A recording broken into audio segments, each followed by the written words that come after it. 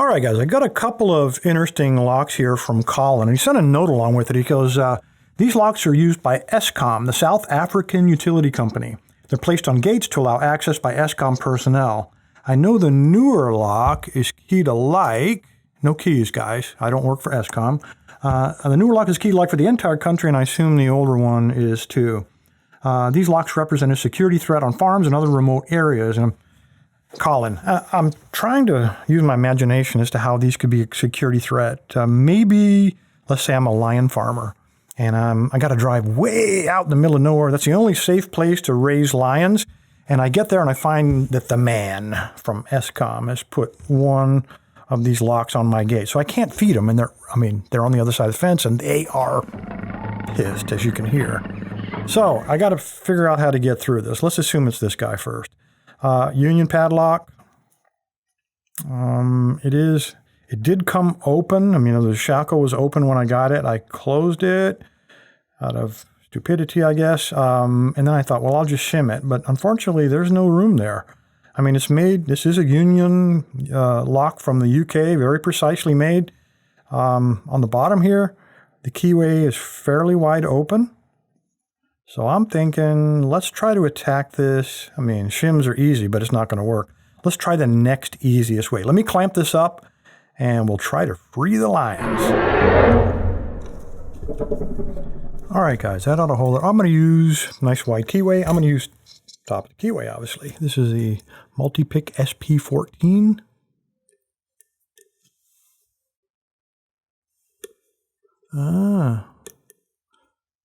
I think this lock may have something to teach us. All right, a lot of you guys have asked why when I put my tensioner in, I flex it 3 or 4 times, and I've never really explained that because I never had reason to until today. This lock does have something to teach us, so take a look at this.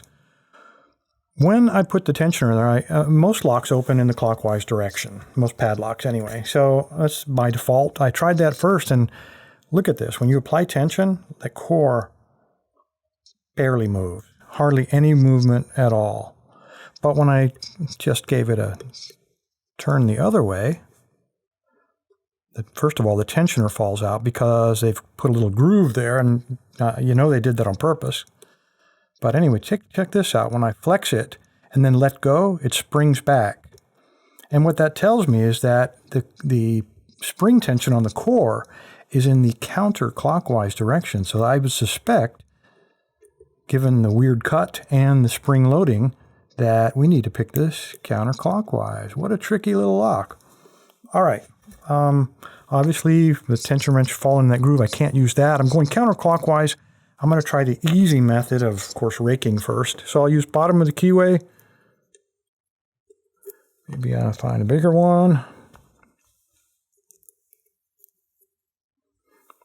All right, again, this one's too big, and the way you know that when you apply tension, notice how the core is now not flexing. It's totally bound up because this tension wrench, he just doesn't want to flop around in there. So he's wedging himself into that groove right there. That's another design. Let's see if this one works. There we go. So that's kind of what you want. I tried him first. I probably should have stayed with him. I thought maybe I could give myself a little more room, but I guess this will have to do. All right. I need a rake. Try this guy first. This is the multi-pick. I don't know what it's called. The Bogota 4. So let's try him. All right. Now, when we tension these, what you want to do, I'm not going to put the pick in yet, but you want to tension it until you've unloaded all the spring tension. So right about there's where the spring stops, and then apply just a little bit more. If you apply too much, like totally bind it up, these locks are high quality locks and made with good tolerances. If you over apply tension, you're gonna bind them all up. So I'm gonna put my pick in first, then apply my tension, and then just kind of wiggle him around until we get an open. So we guessed right in the direction, and now I've got this darn thing opening. All right, let's not mess around with the vise on this next one. Let's just do it by hand. This is the other little ESKOM. Let me move this down here a little bit. Let's take a close look. He also was open when I got him, these ball bearings, so he's not shimmable. And when I take a look at this guy, I don't know what PDT stands for, but I almost suspect, and looking at this keyway, see if I can get the zoom to work for us, that it's an ABUS. It looks really weird, but it's pretty wide open. And again, I'm going to try the easy way into this, or at least try to get a fault set. If it is an ABUS, we've definitely got some security pins. So let me fold this down. I will need top of the keyway for this one, because otherwise I'll eat up all my working space on the bottom. So let's go ahead and use the long end and slide him in there. Maybe not that one. Try the next one down. I'm using the long end to get around this lip. There we go. All right, now notice again, he is also spring-loaded. When I turn him the other way, binding, when I turn him that way, he's spring-loaded. So just, you know, it's an ABUS. Almost all of those are clockwise. So I just made the assumption. All right, I don't know if I can get this guy in there. He might be too big. Let's take a smaller pick, one like this one. This is the Sparrow's Worm. Slide him in, light tension, and let's get ourselves a fault set going. About to drop my tensioner.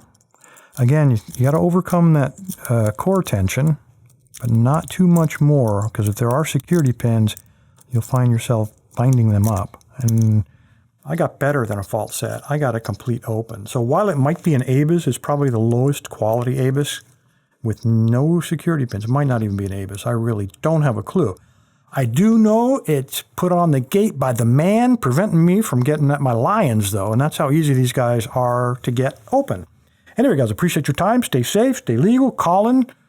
Set your lions free. Thanks, guys.